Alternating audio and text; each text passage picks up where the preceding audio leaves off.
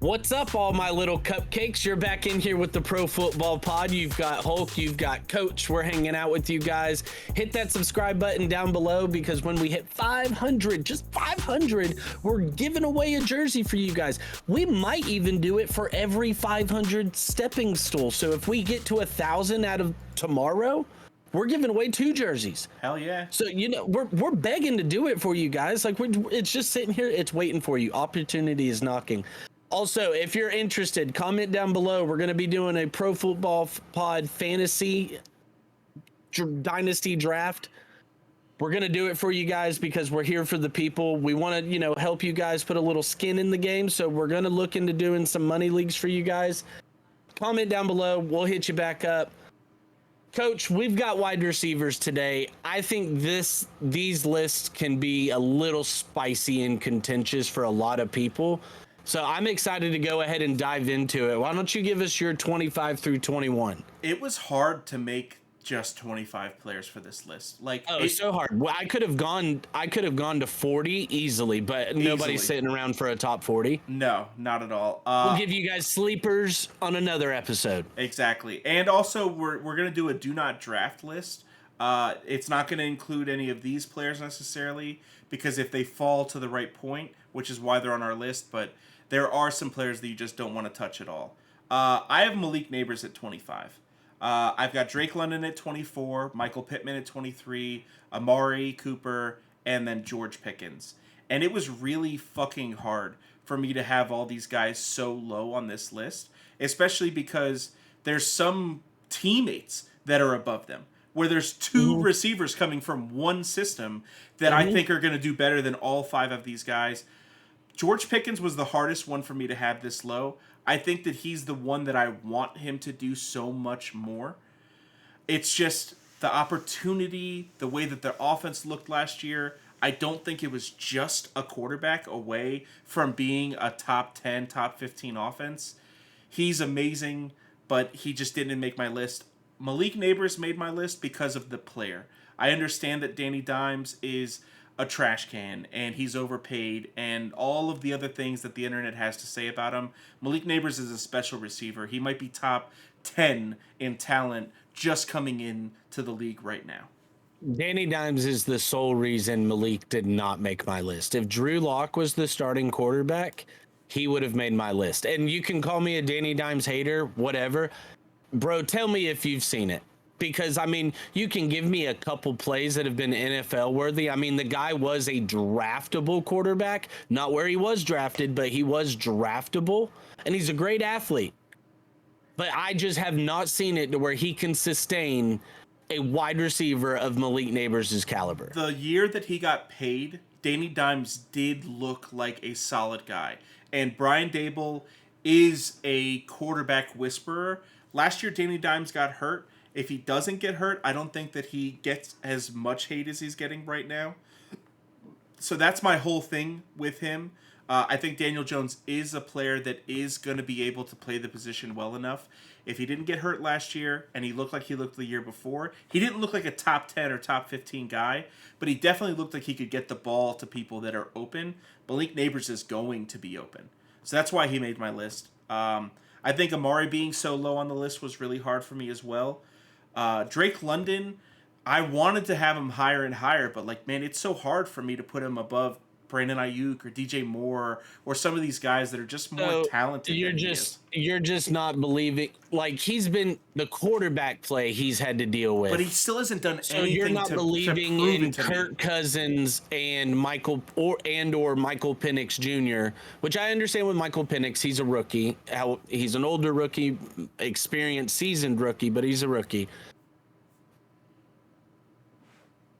I don't know. For me, I've just seen if Kirk is healthy when he hits the field, I do expect Kirk to elevate Drake. Also in the fact of Drake's really their only wide receiver. I know they have Kyle Pitts and I know they've got Bijan and they brought in Darnell Mooney. They brought in these pieces. But I think he leans a lot on Drake. So I do have Drake much higher on my list than what you have. Yeah. But it's okay, if you just hate Kirk. Who's your bottom 5? So I've got George Pickens at 25, Zay Flowers at 24, DJ Moore at 23, Amari Cooper at 22, and Cooper Kupp at 21. So Zay Flowers didn't make my list, and it's not because I don't think that he's a great player. I think that Mark Andrews is going to be the real receiving threat on that team again. I think that Derrick Henry and Lamar plus Mark Andrews means that Zay Flowers doesn't get enough opportunity.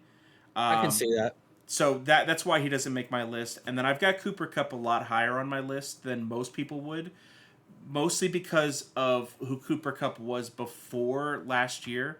He was injured at the end of training camp, and then basically didn't get off injury until the final weeks of the season. At which point he started putting up 21 points, 21 points. He put up 7.9 points against New Orleans and then 10.7. But like we didn't even see him for the first 4 games. And then there was all these just in between games where he was getting targets, but he wasn't really getting the ball enough. And I think that people are super high on Puka. I'm not. I think that the way that we used to view A.J. Brown and Devonta Smith, where it was kind of a 1A, 1B, one was going to go and then another one went a couple picks later in the draft, I think that that's going to be very similar to the way that Puka and Cooper Kupp's actual values are. See, Kupp, and I understand everything you're saying. The reason he dropped for me is the fact of you had the one just game-breaking season for him, right? Like just record-setting season. Yeah. However, on and off the last couple seasons been dealing with injuries, as well as now the guy is on the wrong side of 30. Yeah. He's going to be pushing 30. He just turned 31. So, I mean, that's my thing for him is, can he stay healthy? Like, is he going to regress like typical 30-year-old wide receivers do when he's not a big body possession wide receiver? He's a technical route running wide receiver. And when those guys do lose a step, it's very noticeable.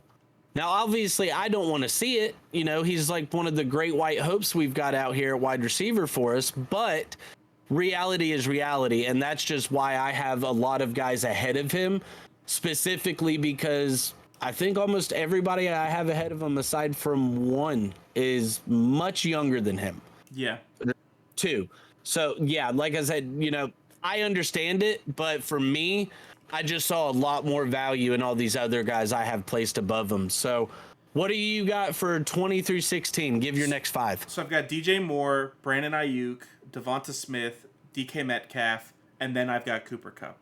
I've got Cooper that high because I think that his offense is going just to be 5 that spots good. higher. So yeah, not. But yeah, like it's not I like have him you're, above you know, guys like DK Metcalf because I think DK Metcalf actually deals with more competition than Cooper Kupp does. I think DK Metcalf is going to get less targets than Cooper Kupp's going to get. I think that Jackson Smith on the come up. And you still have Tyler Lockett there, as well as Kenneth Walker and Charbonnet. Like the running game is very, very solid. We don't know what that offense is going to look like with them bringing in Washington's Sam Howell, but I think Gino's still gonna. No, I'm saying the coaching staff. The coaching staff was from Washington. Mike McDonald came from Baltimore. Did he? I thought that they hired somebody from Michael Penix's school. No, yeah, same state. Oh, as far as like their offensive coordinator? Yeah, exactly. Yes, okay, that I think you might be correct. They hired Washington. Like the DK Metcalf formula of throw the ball really, really far and have someone catch it is there. I just don't know if like that's going to create enough value for me where I think Cooper Kupp gets more targets, more opportunities at touchdowns in the red zone. Devonta Smith and Brandon Ayuk being this high on the list are just because of the talent that they have. I think that A.J. Brown and Deebo Samuels gets more looks than both of them. It was hard for me to put Brandon Ayuk so low, but they obviously don't value him. Like, if they did value him enough, they'd pay him. They have more cap space than fucking everybody right now. And they're still like, yeah, we're not going to pay him right now because we think that we can get from his position from other players easily, which they proved last year. Who was the third wide receiver that they had that was balling out? Jawan Jennings? Oh, yeah. Balling. Like, totally balling hard at being the third wide receiver with them still having the tight end, can't think of his name. Kittle. So, like, I know. Kittle's just so off my radar because he just is such an up and down player. But what do you have 20 through 16? So I've got Michael Pittman Jr. at 20, Devontae Smith at 19, Mike Evans at 18, DK Metcalf at 17, and Jalen Waddle at 16. Mike Evans at 18. And you say that I'm hating on Mike Evans. Mike, he's another one. He's on the other one. He but just 1,000 yards 30. every year. And I know he's going to regress. And, yes. And also, the touchdowns he had last year were crazy. As much as I don't want to say it, are we going to get another very solid season from Baker, or are we going to get a mess season, season from Baker? Because if we get a mess season from Baker, it's not going to work out great for Mike Evans. I agree. So that's where mine is because while I love Baker and I love his temperament just as a person and as a player on the field, as a competitor. Yeah, exactly. The roller coaster's just been way too up and down for the guy. So it's one of those, I could see him easily finishing top 15, top 10, but not right now. So my 15 through 11, 15 through 10 is Jalen Waddle, Puka Nacua, Nico Collins, Marvin Harrison Jr., and then I have Mike Evans at 11. I think Marvin Harrison as a rookie. But you know what? I do want to stop you there and say I do respect it that you have Mike Evans higher than I do. I like to. I know it has no effect, but I like to think I am somewhat of a cause of that. Like I have somehow made you come around to where, this Mike Evans guy, he's a pretty good wide receiver, huh? He's pretty solid. I think the Bucs offense is top 15. I think that Godwin gets a potential more targets than Mike Evans gets, but Mike Evans is going to have more yards and he's going to have more touchdowns than Godwin. Godwin didn't make my list at all. Even though I love him as a player, it's just like he's not a top 25 guy. I have him above Marvin Harrison because of the pure fact that the guy is going to go for another 1,200 yards. He's going to have another 8 to 10 touchdowns. I don't know if Marvin's going to do that. I think that Marvin will probably have way more targets than Mike Evans, but he's just so efficient. He gets the ball downfield so well. And with him and Baker, whenever they had JMO there, the dude threw as many touchdowns as he did interceptions in a year. Baker's not that guy. Whenever he does throw the ball down the field, it's with some safety. It's at least to the right team. So I think that, he's going to be able to hit his total potential because of Baker. I think Baker makes him a much better player because he doesn't just... He's a one-trick pony still, in my eyes. But that one trick is more valuable whenever Baker's throwing him the ball. Nico Collins has a lot of fucking competition. Puka Nacua, between the running game and Cooper Kupp, has a lot of competition. Jalen Waddle has the worst competition in the league to have to deal with. Between Devon, Raheem Mostert, Tyreek Hill, Jalen Waddle's going to do great. But he also needs to play 16 games without getting taken out for half of a game every 3 games to be able to be a top 15 player. So I think that all those guys are properly placed because of that. So at 15, I've got Chris Olave, Brandon Ayuk at 14, Drake London at 13, Marvin Harrison Jr. at 12, and Devontae Adams at 11. So Chris Olave has basically just Alvin Kamara to compete with. And that's why he's so much higher on my list. Derek Carr. Derek Carr's been very serviceable, dude. he's been serviceable, and Kamara has been able to give you like eruptions of games. And me having Olave, and me having Olave at 15, he's an early second round pick, like right there on the wraparound. So, I mean, yes, while this is low considering for the list, as far as like where he's going draft position wise, he's sitting at second, third round. So I mean, he's still going to be a wide receiver 1 for somebody. Like I've got him listed as a wide receiver 1. It's just the quarterback play will make me drop a wide receiver down because I got to trust the consistency of the quarterback. I feel like if they weren't so handcuffed by Carr's contract, he'd already be gone. Yeah, I feel that. He didn't have the best season last year, but he definitely made Chris Olave worth it. Chris Olave's boom potential is just so freaking huge. He can give you 10 catches for 175 yards and 2 touchdowns. Absolutely. He had 10 plus targets in like 7 or 8 games last year. And the ones that he didn't, he still hit 9 3 times, 8 1 time. So like, he's going to get a ton of freaking targets. Rashid Shaheed isn't pulling enough of him away. I think he's a top 10 guy for me. You haven't said Deebo Samuels or Brandon Ayuk yet, have you? I had Brandon Ayuk at 14. Okay. That's only, I had him at 19. I think that Deebo is just so much higher, and there's so many mouths to feed in that offense. Like, whenever Deebo's healthy, which he's not always, he's obviously just a guy that they want to get the ball to as often as possible. True, but even with that being a factor, Ayuk still averaged a minimum of 6 targets a game last year. I'm not saying he's not great. Like I said, I still have him at 19, right above DJ Moore, behind Devonta Smith. And Devonta Smith is only an opportunities thing. Devonta Smith, whenever Goddard's not there, Devonta Smith is a total freaking beast. If he could figure out how to touch the ball whenever Goddard also plays, I think that he could end up being a top 10 guy. He just needs to get with Dallas and be like, hey, what do you do for Jalen that I do not do? Yeah. Because I played with Jalen at Alabama, and it's just not happening when you're on the field, bro. Like, what are you doing out here? You know, giving little foot rubs on the side? Like, what are we doing? So, my 10 through 6, I've got Deebo, I've got Chris Olave at 9, A.J. Brown at 8, I have Devontae Adams at 7, and then Garrett Wilson at 6.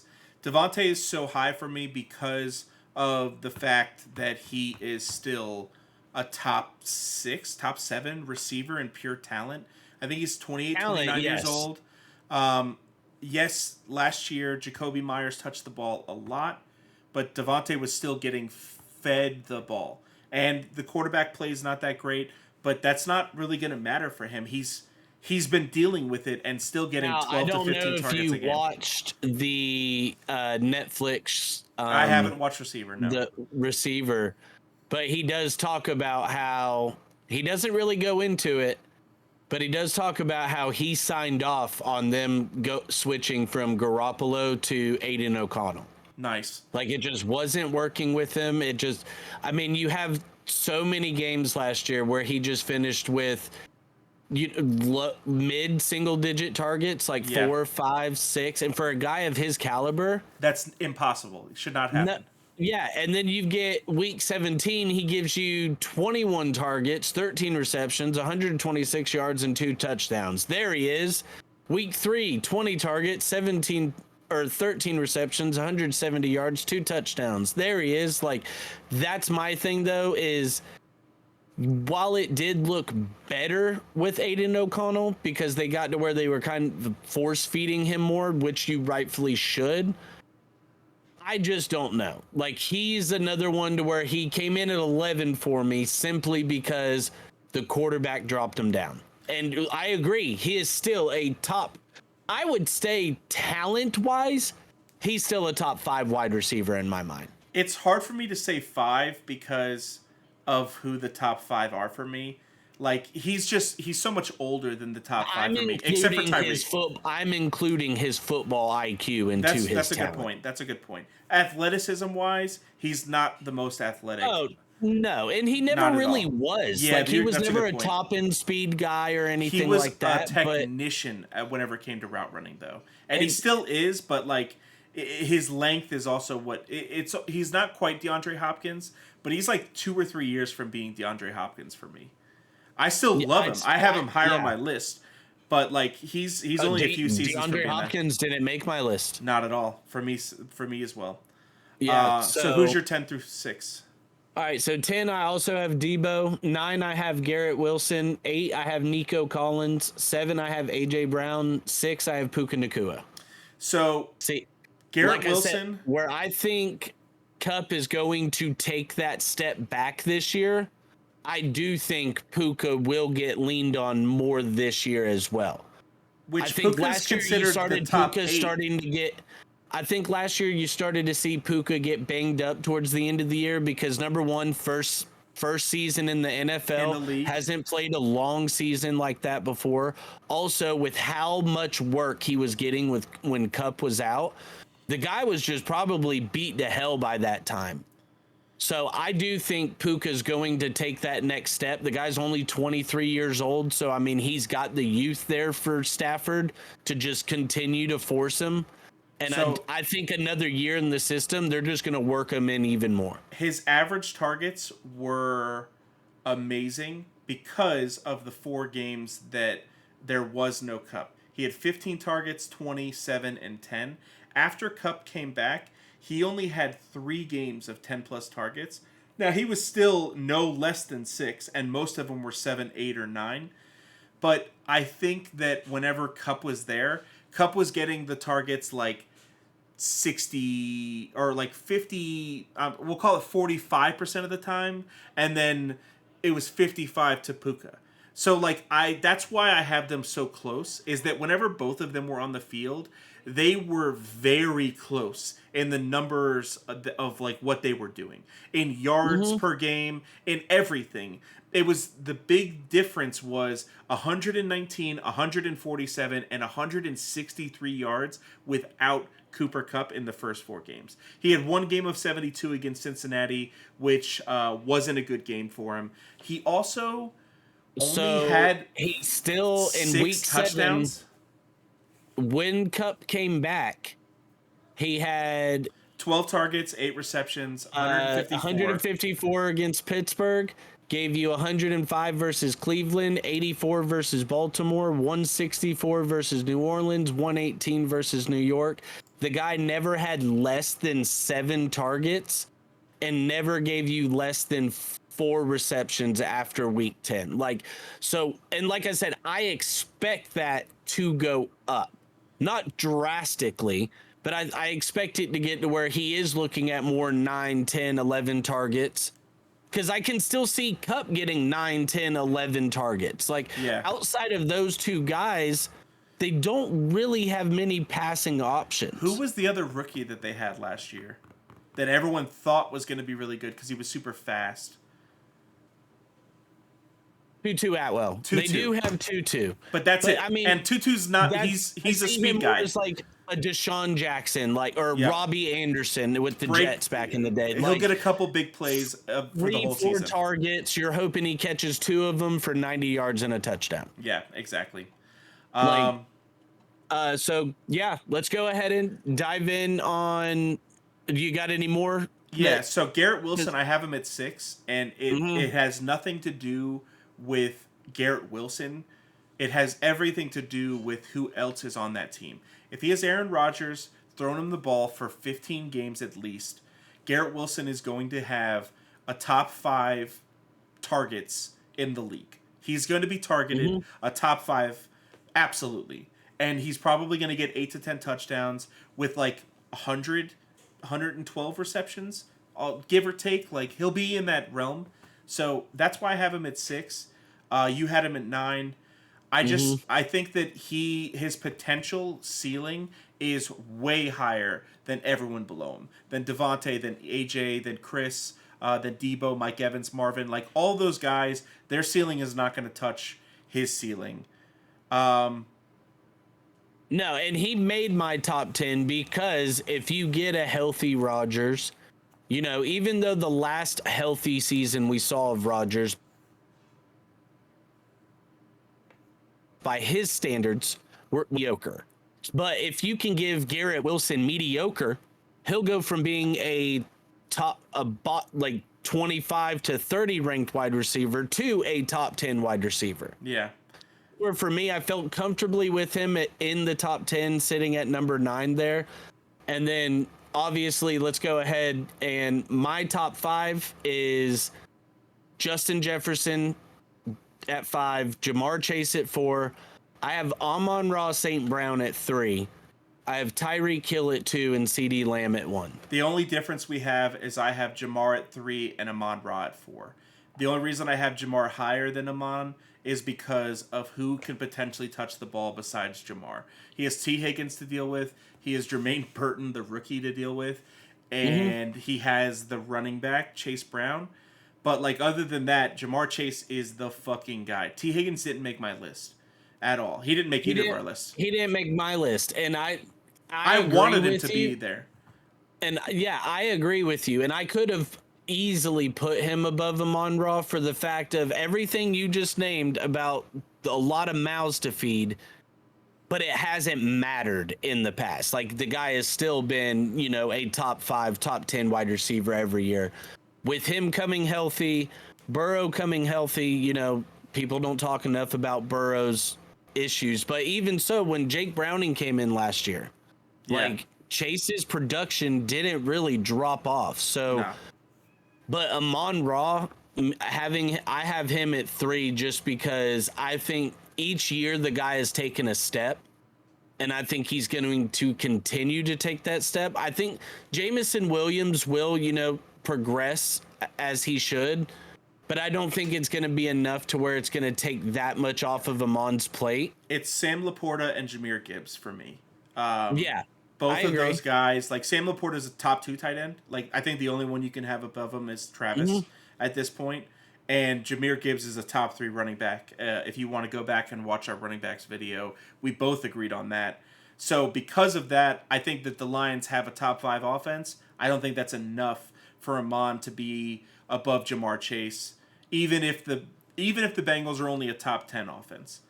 And even with all of that entail, the guy still gave you an average of 16 fantasy points a game. He's amazing. Yeah, his targets that he gets is crazy, especially in the fourth. And for a full PPR league, I almost could have put him at 2. Yeah. I think the only player that gets more targets than Jamar Chase this year is CeeDee Lamb. I think that Jamar Chase will have the second most targets. The only reason CeeDee Lamb's number 1 on my list and not Tyreek is because who the fuck else are they going to give the ball to?